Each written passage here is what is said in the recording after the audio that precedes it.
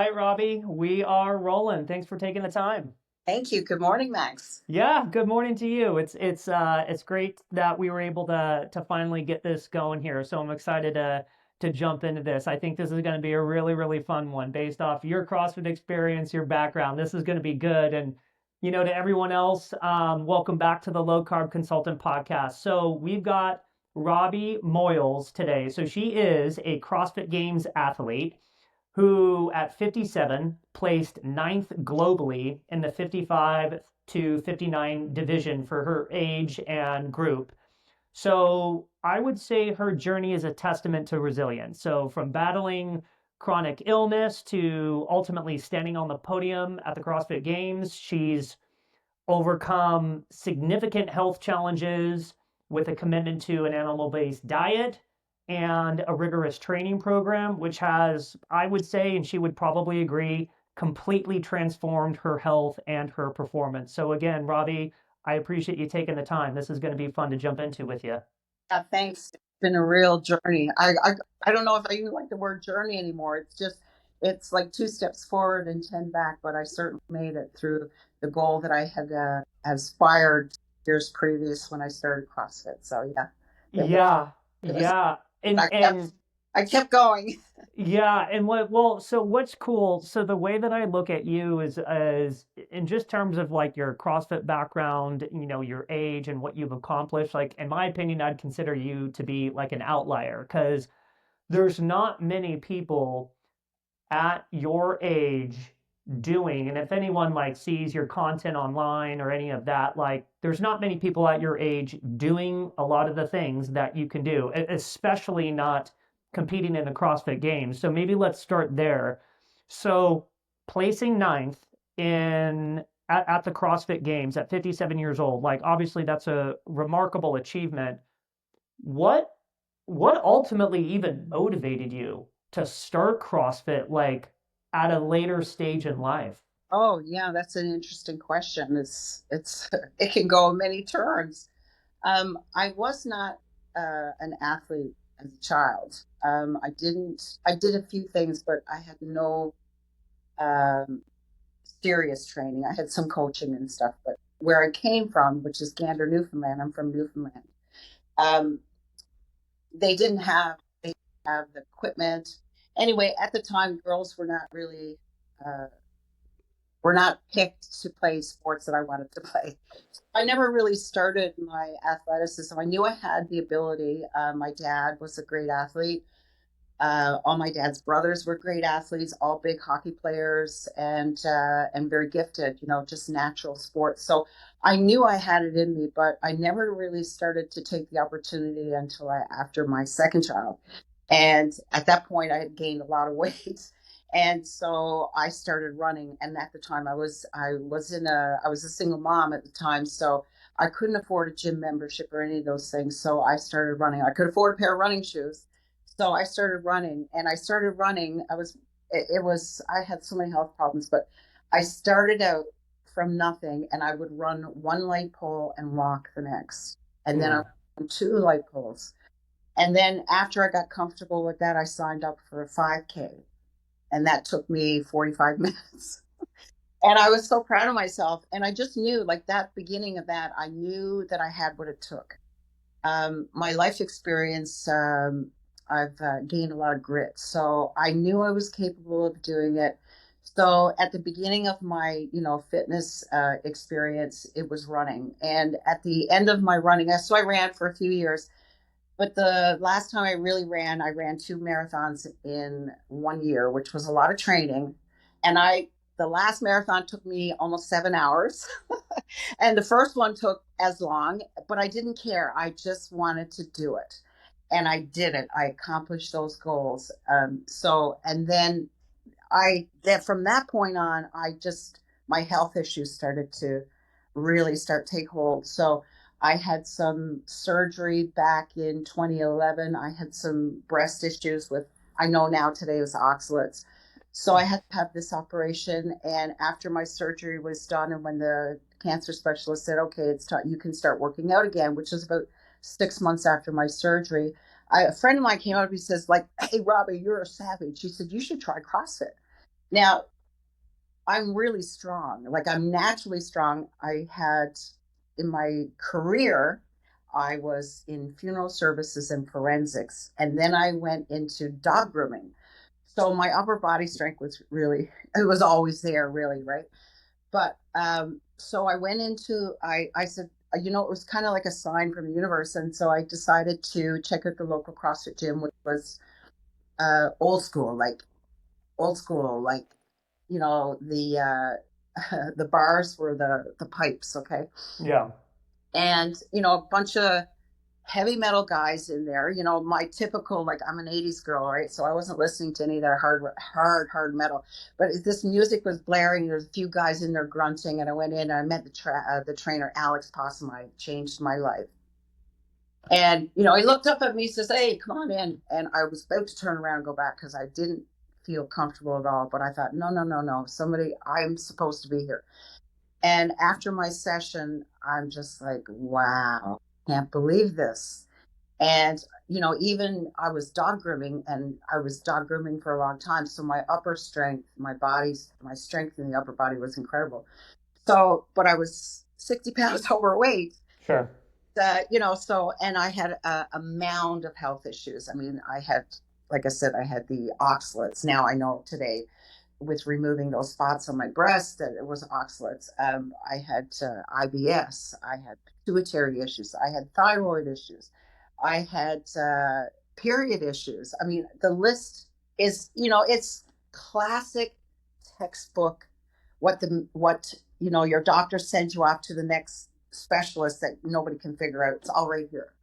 So I know the basis of my illnesses were based on seed oils and oxalates, because at one time I was vegan for about 12 years, and I was raw. I did lacto ovo, like played all kinds of things, which really, really, by the time I was in my late 30s and into my early 40s, and by the time I got to CrossFit, I was a mess. And when I said, I don't know if it's called a journey, because I was taking many steps backwards before I moved forward. So I went there, and within 6 weeks, I was like, I want to be a games athlete. And everybody thought I was mental. I mean, 60 pounds overweight. I had no eyebrows because my thyroid was messed up. And I've been taking all this medication for decades. And I said, no, Alex, I know I can do it. And he looked at me and he said, you're fucking nuts. Oh, I didn't swear. That's totally okay. I said, seriously, how long is it going to take? He says, it's going to take you 10 years. I said, okay, what do I got to do? And I did everything. I did everything my coach said, and that's all I did. But see, I have grit, right? And so I would always do the extra rep or the extra something, and my diet, in the beginning, of course, I was eating chocolate bars left, right, and center. And I mean, I can't even, I was pre diabetic. I know it. Like, I mean, I was just totally inflamed and all kinds of issues. And so all those issues I had to tackle during my training. So I had a couple of surgeries. The one thing, I've given birth, I have two kids. I had six pregnancies, I lost four babies, but the two kids that I have, so I'm doing double unders and I'm peeing all the time. I just can't get it because I'm so scared of peeing. But anyway, I did a surgery where you lift up the bladder and that seemed to really, really help. But I mean, I wouldn't suggest anybody doing surgery, but there was a lot of things I had to do. I had surgery on my shoulders because I was a groomer for many, many years. And so my shoulders were messed up. So there was a lot of failing forward is what I would call it. A lot of failing forward. And so, by, I say, between when I started CrossFit and had that vision, that was in 2011. And by 2018, even though I was slowly getting stronger, I wasn't losing the weight that I was hoping to, with all the working out I was doing. I was dedicated. I mean, if Alex said to me, Robbie, you got to eat rusty nails for breakfast, I would have done it. Like, I really would have, because I had this like tunnel vision. People say they got to have a vision board. Mm-hmm. Any of that. My hair was really, really short. Like, I had a Karen cut. and, and I said, okay, my thing is I'm going to let my hair grow until I make the games. And my hair was almost down to my ass. No way. Seriously, yeah, I No. trimmed it a few times, but yeah, it like called me Rapunzel, right? Because it took me 10 years. And so but in that timeline, like I said, all those issues. By 2018, um, the IBS that I had lived with that I didn't even realize I had an issue with, right? Because it's just, you do what you know. I was using the bathroom at that time, maybe 15, 20 times a day, but after 2018, and, in regards to CrossFit, each year I would be placed at 1,000. Each year it was like, oh yeah, I'm getting there. I never looked at it, and I didn't compete in a lot of competitions over the years, but I did do some local stuff, and I remember I placed last. And I remember Michelle Latonder. I don't know if you know that name. She was back in old school, a games athlete. And she came over to me. She said, wow. And I said, well, last place is better than no place. Okay. Yes. I don't know anybody at my age at that time, that would consistently try and fail, right? Try Right. and fail. So I never had the mentality that I was beating anybody else, or, I want to, I just knew that I could do it and that I was going to be there. And these are the things that I got to go through in order to get there. So I have to fix my health. So in 2018, I ended up going to your lovely poster back there. I went to Everest, and I ended up with C. diff. Okay. I was planning to get to base camp. I was about 300 meters from base camp. I had to stop, and a helicopter picked me up, brought me back to Kathmandu, from the mountain. And it took me a few days to get the fluid back. I lost like 15 pounds in like 11 days. It was incredible. Incredible experience. But man, I tell you, I met my maker. I felt like I met my maker then. And when I came back to Toronto, I went to the hospital, and I had to be in isolation because C. diff is pretty serious. And they did, it's just like, you're loaded with C. diff. And I was in and out of the hospital for about a month. And then finally, when I went to see the specialist for my IBS, she said to me, she said, Robbie, she says, you got to stop eating vegetables. And I kind of got to say it off the record, but you got to stop eating vegetables, and you got to increase your protein and fat. And I looked at her and I said, listen, honey, she was in her 40s. I watched all these nutrition courses and expert weekend bullshit stuff, right? Right, right. I know it all. And I said, thank you very much, but I'm going to continue on. And it took about 9 months. She said, listen, I got to tell you, she said, your attacks are going to get longer and shorter in between. And so I ended up going to this weekend retreat athlete thing with this lady I met. Her name was Andrea. She was a Canadian rugby player on the Olympic team. I think they went to London and placed, so they got silver. And so we went and shared a hotel room together, and I had an attack while I was in Cincinnati, and I couldn't go to the event. And she said, and she was carnivore. Now, she was telling me about carnivore, and I was like, you're weird. Like, who eats just meat? Like, you got to have your greens, and you got to have your juice and all that.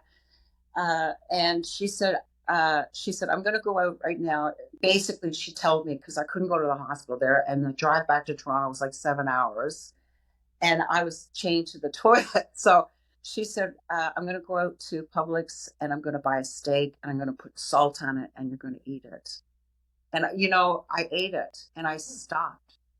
Like within 2 hours, I wasn't having the urge to use the bathroom. And that's the first time I felt relief in decades. I Hmm. thought it was normal. Okay. Right. So when we came back from that trip, I did a real look in the mirror. I want to go to the games, and I ain't going to the games if I'm like in this condition. So, and I'm in terrible, terrible health, terrible health. I was on thyroid medication for over 20 years. I was taking Celebrex twice a day, max dose. for decades, and I took Advil like candy. Okay, so I was a mess. My gut lining was a mess. So I ate raw meat, like I did the lion, strict line, like Michaela Peterson. So you started off with like a raw carnivore diet, basically. I started raw line. I ate raw meat for 8 months. And that's it. Raw meat, salt, and water. No way. And when I went back for my checkup after all this was because I was supposed to be on meds for lifetime. I don't know the name of the meds I was supposed to be on, but it's for IBS, severe IBS. Okay. It begins with an H. But anyway, I was supposed to be on that for life. And then my alternative was a fecal transplant. I was on a list for a fecal transplant. I was either have this medication. If that didn't work, then it was a bag. And I wanted to go to games. So I did everything. Like I didn't care at this point, I actually, you know what? When I first had the steak raw, my body was feeling like my body was profusely thanking me, you know, for finally, after 50 years of whatever, of torture. I'm from the 80s, the hairspray, all the Bob Mackie, opium, all the gals I'm talking about. I doused myself in hormone disruptors and phthalates. I mean, that was the thing in the 80s, right? Hairspray, bees, hairspray. I'd buy hairspray by the case, like deodorant, all the, so I was a real mess. I was a All the chemicals. toxic super low. So it makes sense why I ended up with all the spots in my breast with the oxalates. I was just destroying my body. I had no idea. Anyway, where was I? So Raw meat. I started eating the meat. I went back to the doctor and had my colon looked at, and I got a beautiful colon. Healed up. Everything's healed up. Which led me to think, well, if it's doing this to my inside, what is it doing to what am I doing to what can it do for my outside? And then I started making my own tallow cream. So I've been making my own tallow cream ever since I knew what was going on. So I've been making my own tallow cream for quite a while before it became quite popular. Yeah, because I think this is an interesting key point for a lot of people because they're probably going to think like, wow, like going on a raw meat diet and seeing a lot of the benefits that you started to see, that might sound extreme, but clearly sometimes you might have to, with some of the health conditions that you were battling, like it sounded like it took like an extreme route in order to fix a lot of the things. So when you were, let's say, going back to the story, chained at the toilet, the young lady comes in, she gives you some raw meat with salt, and then you were said, okay, I'm gonna do this for 8 months. And then in terms of how did your health like improve moving forward? And then did you change the diet but in any way? Did you move to like cooked meats or different types of meats, or did you stick with that for a significant period of time? I was just curious. Yes, I like my steak done blue when I go, Mm-hmm. when I'm going out anywhere. But yeah, like I started to reintroduce things, and I felt most comfortable on beef. It's plain and simple. It's not, and if you're dealing with histamine, you can go to lamb. So there's lots of things, but I do still eat raw meat occasionally. I really enjoy it. It's, sometimes I'll put a couple of capers on there and some beautiful, beautiful Malden salt. I don't know if you've been ever used Malden's fine salt. It's delicious. So, and some people say, well, that's part of your heritage because I have Inuit heritage Mm. up in northern Labrador. Okay. Yeah. And but the thing is, I embrace my own heritage as well, but it cured everything for me. Like the benefits that I was getting outweighed the detox that I was going through. So did I suffer? Oh yeah,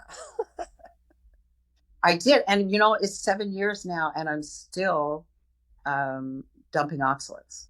And it's coming from unusual places that I was dumping before.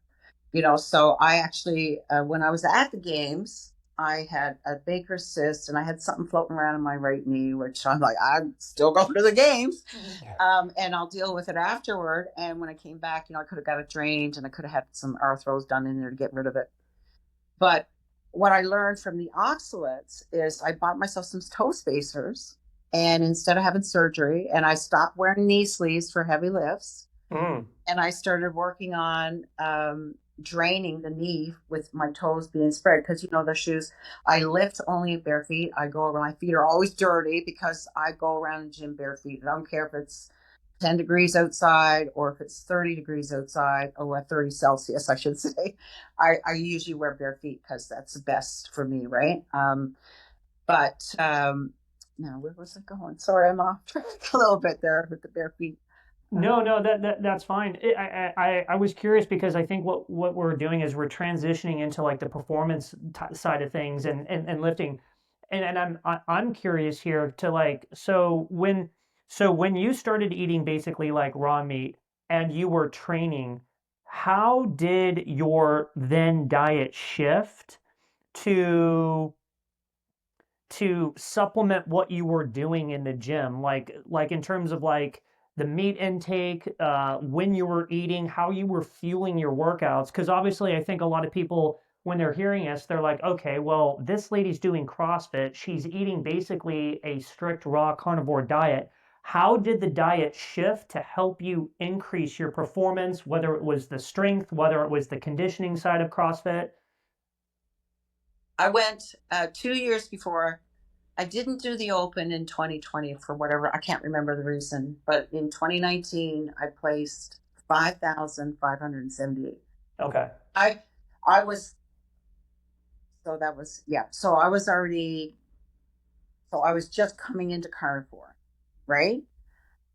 And when I, 2 years later, when I qualified for the games, I placed 18th overall. They take the top 20 athletes from the world to go participate at the games. Yeah. And I placed ninth when I originally. So I didn't podium. Okay. I know you said I podium, but I did podium in my own mind. Got it. I podium because here's a nobody, like in the sports. I came out of nowhere, the dark horse, right? I came out of nowhere, and the two competitions that I did before, I came out of nowhere, And when I went to the Granite Games in 20, I can't remember what year it was, 2016, 2017.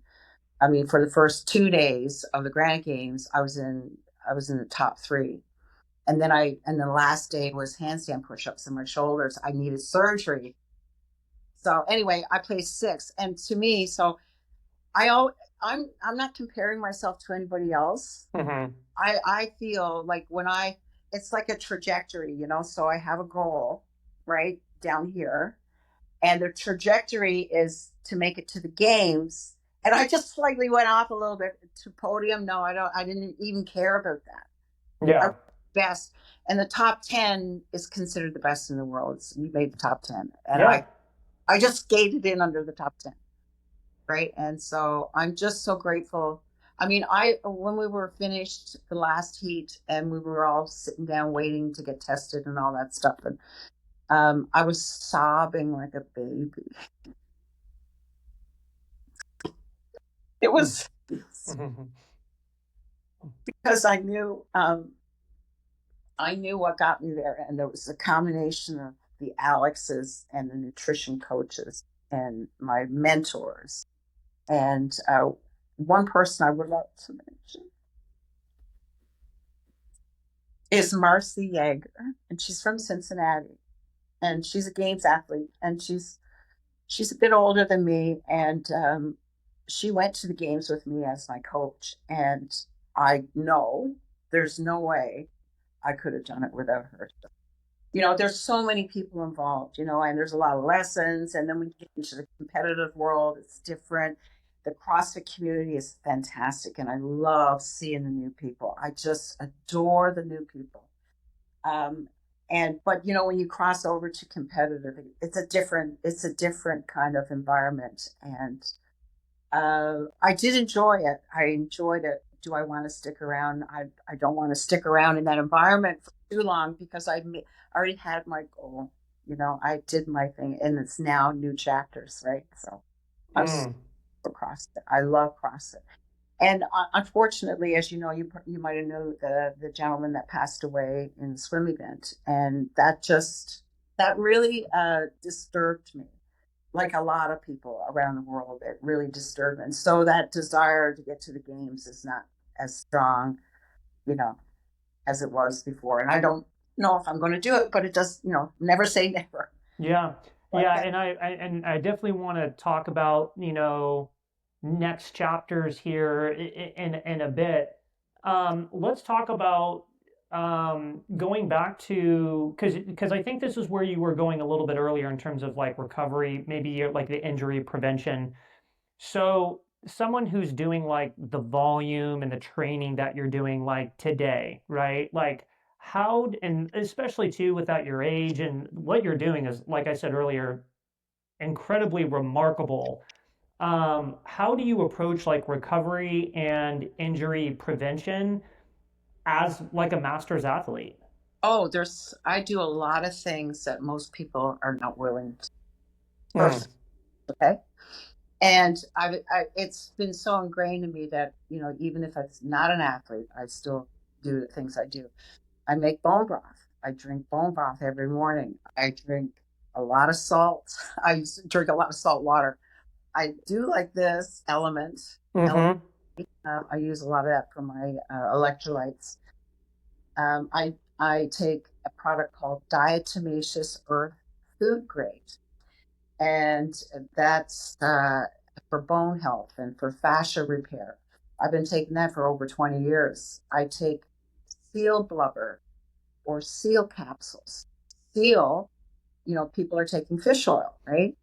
But seal is a mammal, and the mammal, the fat in seal, and just like tallow, right, is more bioidentical. But fat from a seal is bioidentical to humans. So when you're going out and buying your good fatty acids, you're spending, you can get BC salmon, cold, the best salmon. You're paying $120, $130 for a bottle of good fish oil. And here in Canada, seal oil is $17.99, right? And it's about mindset, right? So it's programming. I think it's programming, but nutrition. So I've been taking seal capsules for a very long time. What else do I do? I do all kinds of weird stuff that people are not willing to do. Like I go Sure.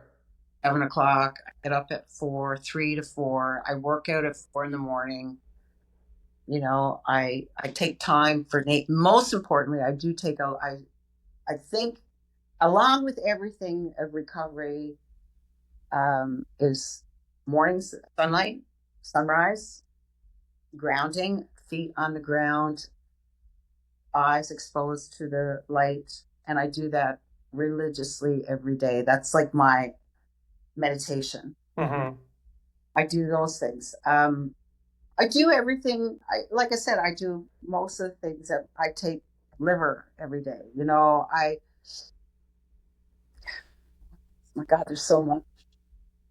I take borax, Any, yeah, I was gonna ask like any supplements like yeah, any other supplements that you're creatine. taking? I just recently did some research with creatine, and I was thinking about 5 milligrams per day, right? Mm-hmm. And there's a period of time, an adaptive period, to increase your creatine, Like a loading phase almost. yeah, and you feel puffy, and and I'm up to between 15 to 25 milligrams per day. So, Okay.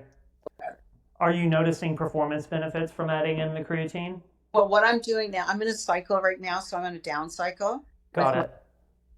and then after next weekend, then the volume changes again. So, I'm in that rest mode. So that's another thing I do. I rest a lot. I have the ability, and I'm retired. I don't have to work anymore.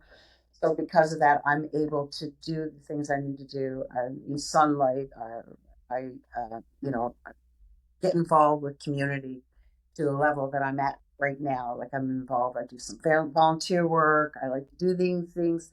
So there's so many other things, but recovery is not just about resting and eating. There's Yeah. so much more to it, right? So, Uh-huh. and as you get older, when you get life experience and more things going on in your life, you juggle things around. Yeah, no, and I think that's one of the questions I had in terms of like your day to day, and it sounds like you're an early riser. You get your sunlight. You're up. You're working out at 4 in the morning. And I hear this is kind of one thing I wanted to go back to because I think the things that you're able to do at the age that you're at, like most people just cannot do. And I wanted to touch on because we were talking about some of the supplements here. So in terms of like the diet and how that goes into your day, like when you eat or maybe planning that around when you're training, can you take us through like what a typical day would look like in regards to the diet? Like, do you work out fasted? Do you eat afterwards? And then what is it now? How are you eating now? Is it still raw meat to like fuel the workouts? I was kind of curious to see if that's changed at all over the years or recently. And like I said, I started out lion, right? Yeah. And I started adding in food. Then I dabbled in some vegetables, but not green leafy things, and it didn't agree with me. Hmm. Doesn't agree with me. What I like to eat, if I'm going to have an odd piece of fruit, which is very rare, it only has to be local and it has to be seasonal. So I'm a snowbird. So we have a place in Naples, and I have a friend who has a mango tree. So every year I'll go and I'll have some mangoes. But that's the extent of my. And I've tried to introduce to avocados, Hmm. and I get a reaction from them. And I've tried to find like where are you going to find non-GMO avocados? It's almost impossible. So, but anyway, so my routine, I get up, and I've tried all the different, I've eaten before, I've done it Yeah. I was going to ask you like what works for you in regards to training fasted or not training fasted. 7 years in. I wake up at like 3, say, I give myself an hour, I do my bone broth, I do methylene blue with my diatomaceous. Or like I don't, when I take something, I let it sit and then I do the next stage. So it takes me about an hour to get all my fluids and my pill, or not, or my supplements. I'm going to call them pills, but supplements. I take handfuls of them, right? I don't chintz on my seal oil. I just grab a handful and just because you can't OD on fat. Sure. And then I get my workout going and I do my thing, and then the sun's coming up. So then I go outside and I do my thing, and then sometimes I make some scrambled eggs. I always put in fat cream, like 35% whipping cream, if I'm going to be using that, and I have that. And I'm basically down to about 2 meals a day. Like I could probably go OMAD. Sorry, I could probably do OMAD, and then by 2 o'clock, I'll have my main meal, and that's basically it. And then throughout the day, just fluids. I drink, like I live in Florida part time, and when I was training vigorously, I was going through. I don't know if you know the salt packs from Ellen Yes. Wolf, original. Rob Wolf's company. Yep. I would drink maybe 8 to 10 packs a day. I mean, I probably consume about between 10 and 15,000 milligrams of salt per day. Oh man, that's crazy. Yeah, I know. Yeah, okay. And then so after you train at 4, then when do you typically when would that typical like first meal be? 2 o'clock. Oh, Two. oh, sorry. Around 9. Okay, got Yeah. it. And then you're down to 2 meal. Go ahead, go ahead. If they were tapering down, Hmm. I don't need as much fuel, so I don't measure anything anymore. Like if I'm going to have eggs, I'm having 4, Yeah. like minimum. And sometimes I got to stuff it in me. Um, but I always eat till I'm completely full and then I stop. So I don't really have gauge anymore because I listen. I've eliminated so many toxins and they're still coming out. Oh, I was telling you about with my knee. I was saying earlier about my knee. I was like, I was looking at my toes. I'm like, oh my God, Dave, my husband. I'm like, look at my toes. It looks like an athlete's foot. Like, and I'm like, this is gross. Okay, I do wear bare feet, but like I clean my feet all the time too, and I don't believe it. I was looking in between my toes, and they're all like the skin was flaking off. We're so involved with we're so into oxalates. We bought a microscope and I put it under, and sure enough, you could see the crystals. And so I was having an oxalate dump while my leg was draining with with my knee issues into my toes, and that's where the exit of the oxalate. Interesting. And I'm going to say it's personal, but I have no problem saying it. So when I had those spots removed off my breast in 2011, I know I was loaded with those little spots. Okay. I call them spots, but you know what they are, right? Precancerous stuff. And about 6 months ago, I was talking to Loak's grandma, I don't know, Jeannie, and Sally too. And I was telling her that I had some breasts, like I felt like I was getting something in my breast, and it was close to the surface. And sure enough, I had an oxalate dump from my nipple. Now, I know that sounds crazy, but when I gave birth to my children, when I was pregnant, I was raw vegan. Mm. Son was colic for a year, and I was breastfeeding as I had serious mastitis as well, but I had to stop breastfeeding because it was too painful and I couldn't do it anymore. And um, even though they got some of the spots out, I was loaded with it. And I believe it's taken 7 years for those small little oxalate deposits that were in my breast tissue from 2011 have finally started to come out with no surgery. So I get an oxalate dump here on the side of my face, but Hmm. nowhere near what it was before. Nowhere near. Interesting. Yeah. And so in terms of like, you know, okay, so let's kind of talk about like, because I know a lot of people are listening to this and they're like probably thinking like, oh my gosh, like, she's gone through so much or she's had so many like issues, and it's clear to me that like obviously turning towards like an animal-based diet cleared a lot of things up, whether it was the oxalates or a lot of other components.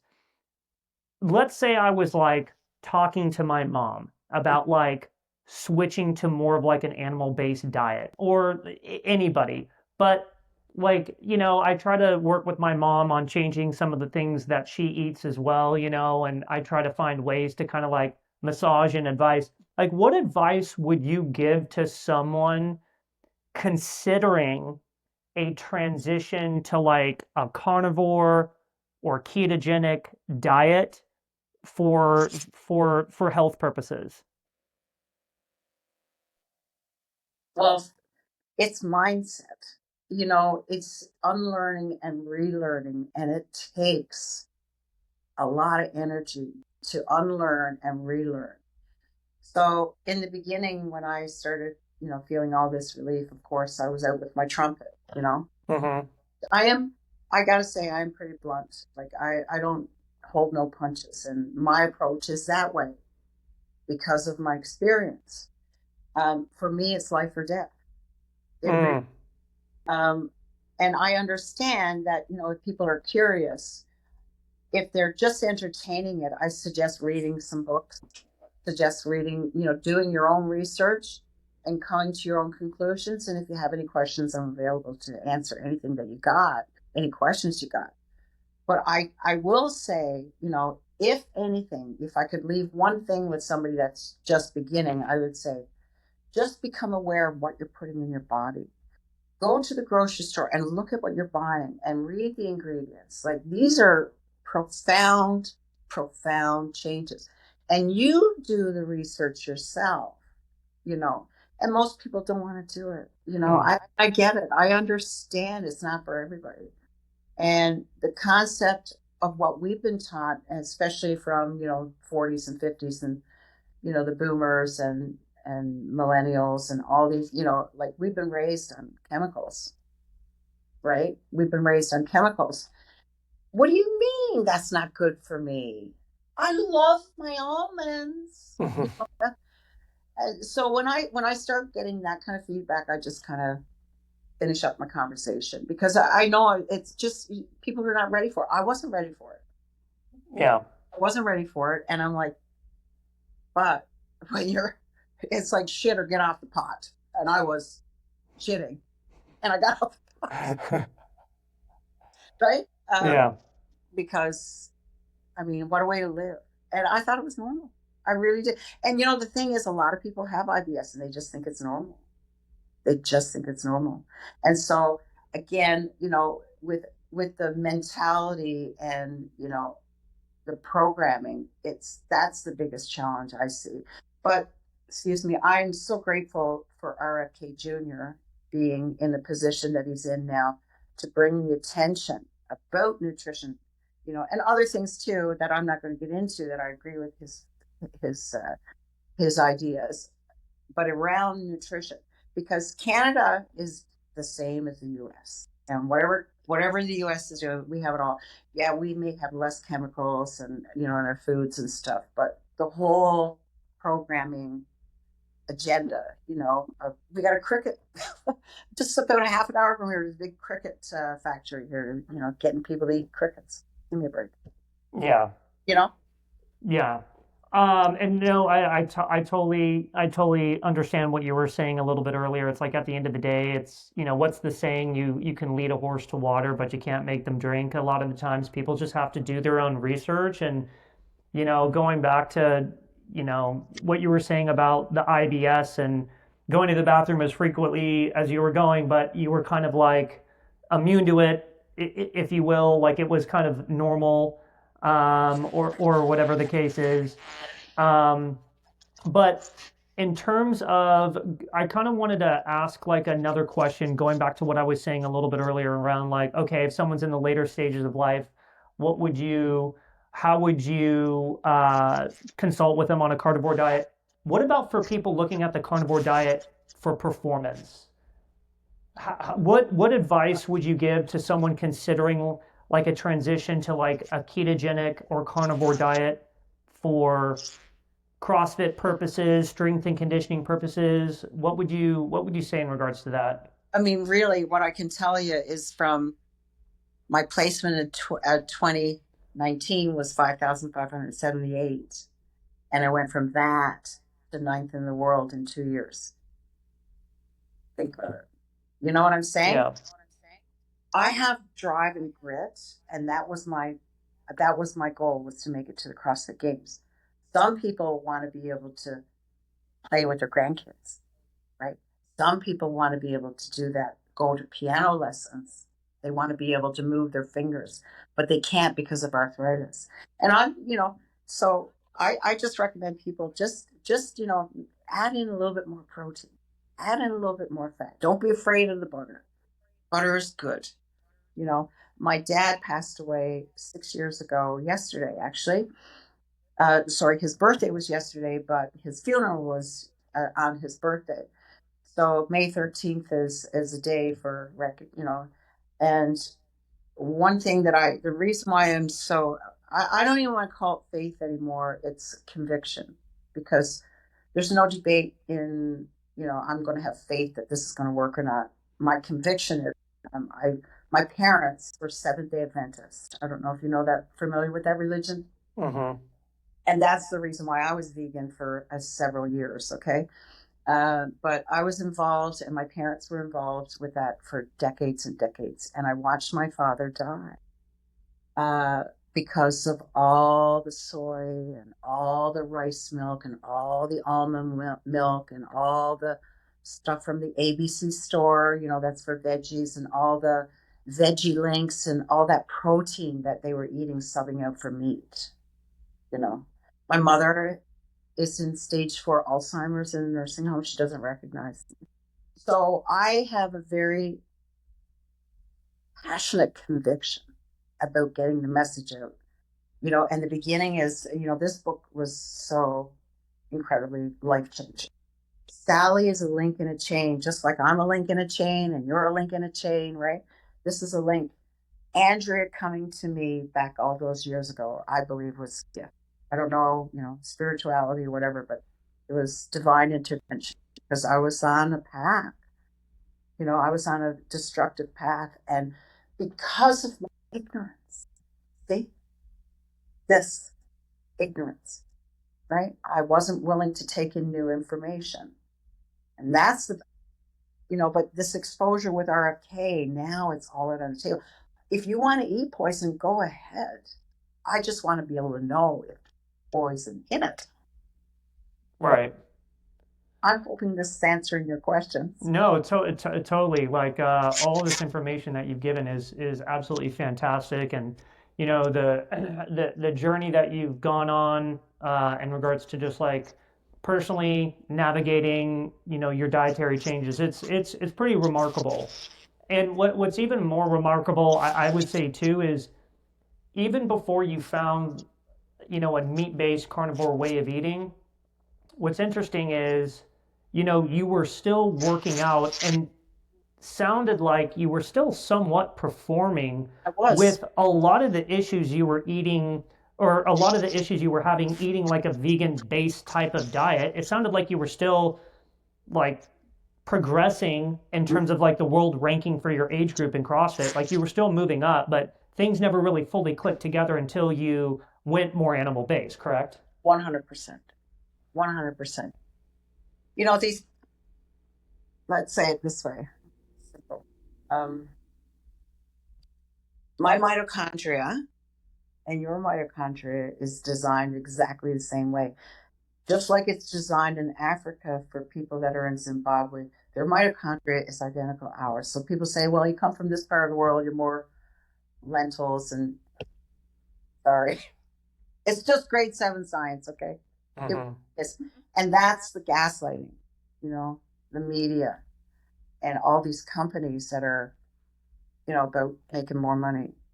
And the people are paying the price, Canadians, Americans, Brits, Yeah. Australia, all over the planet. It is a global, I don't want to say much more. Well, I think most people would agree. Like, if, you look at the United States specifically, like, what is it, like 70% of the population is obese. Our healthcare is the most screwed up in the world. And, a lot of it's because of how we eat. That's pretty Yeah, much it. here in Canada, well, we got socialized medicine. But you know how long it took me to get an MRI I had to get an MRI on my head? 18 months. Hmm. Okay, so tell me that Canada's socialized. No, Yeah. and our system is so corrupt in regards to, and the thing is, because of the socialism, you want to say, we're a democracy. We don't have any say in our healthcare. We're shortage of doctors. We're getting doctors coming over from India that are bringing lots of family members in. So our system is is corrupt as well. And so that's why I'm saying, whatever's happening in the US, we're just on a smaller scale, really. We got 40 million people and you have 380 million. So when you look at, it's all the same. The Yeah. number, right? We have the same problems, probably if not more. 100% agree. And I So know we're so so grateful that this message of health and choice is now becoming for the person that's ignorant like me, right? Because I definitely, and I'm still open to learning more. Somebody says, oh, Robbie, if you eat this broccoli, you're gonna, okay, prove it. I'm yeah. not this. No, that makes sense. And one thing I was going to say was I want to be respectful of your time because I know we're coming up here on time, and we were talking earlier about next chapters, Yes. right? And the CrossFit Games chapter or that competitive chapter, it sounds like to me it might be closing, but you're also looking at what things might be new down the road. Like what's next for you, Robbie? Well, I still have my coach. I still do programming with Michael Fitzgerald, and he's in at Optimum Performance Training in Calgary. I've had him as a coach for quite a long time. So my programming is tailored to my issues and injuries and my schedule. So I'm very fortunate that way. Um, oh yeah. So sorry, I just went off track there. No, like what's next in terms of Oh yeah, in yeah. terms So of I still. Oh other yeah. competitions or things you're doing that might be new coming Yes. down the road? I continue doing with my training. Well, the next chapter, when I go back to Florida, yesterday I got my stamp of approval that my husband and I are volunteering at the Rookery Reserve, which is in it's a nature reserve, and it preserves all the wildlife in the mangroves, the sharks and the turtles and everything. So to become a person to go on the boat to go tagging sharks Mhm. is is difficult, and we just got our okay. So I'm going to be wrestling sharks or Man, tagging. that's crazy. I'd like to say I'm wrestling sharks, but that's and see that's what I'm saying. So it's not just I don't know direction wise in regards to sports. I'm going to keep talking about oxalates. I'm going to keep talking about meat. But in regards to athleticism, I'm not sure where it's going to go, but I know that my athleticism allowed me the privilege to be a volunteer with this department. So I'm going to meet some really great people, and then it's another level, you know. I'd like to make my life in Florida. You know, I'd like to be there more than I am here. Yeah. um, so, you know, the next chapter includes lots of volunteer, lots of, you know, restoring my own dreams and aspirations that I hadn't done for quite a long time, you know? Yeah. Yeah.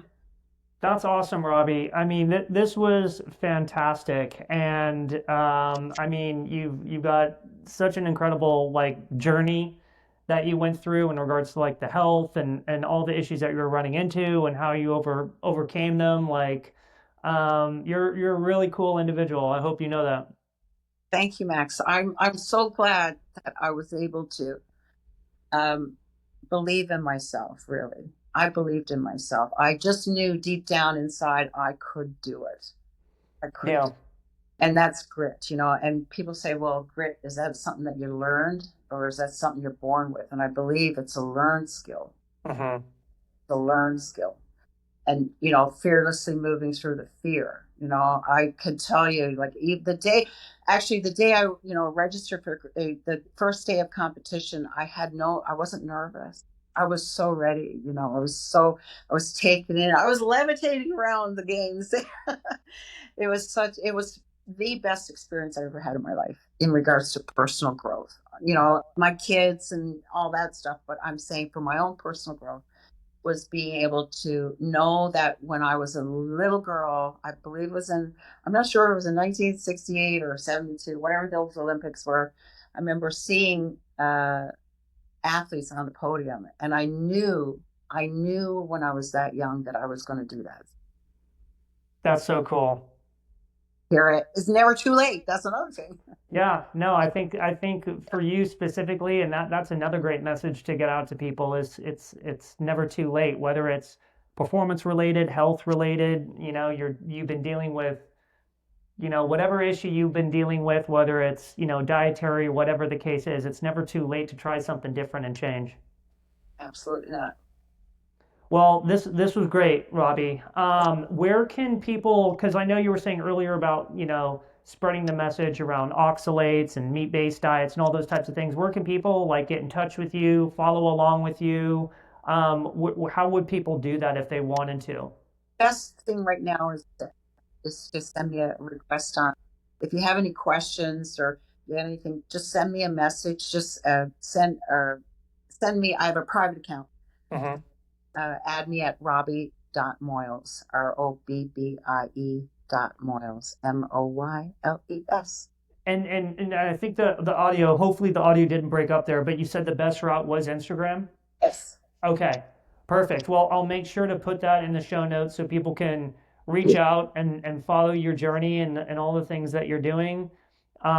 This was fantastic. Thank you for taking the time with me. Well, I sure hope that it helps somebody. I really do. You know, my convictions are just so real to me. As you get older, you realize what really matters. So health is number one. Absolutely. I would 100% agree with you. Excellent. Well, this has been fantastic. And thank you guys for listening to the Low Carb Consultant podcast. We'll catch you guys on the next one.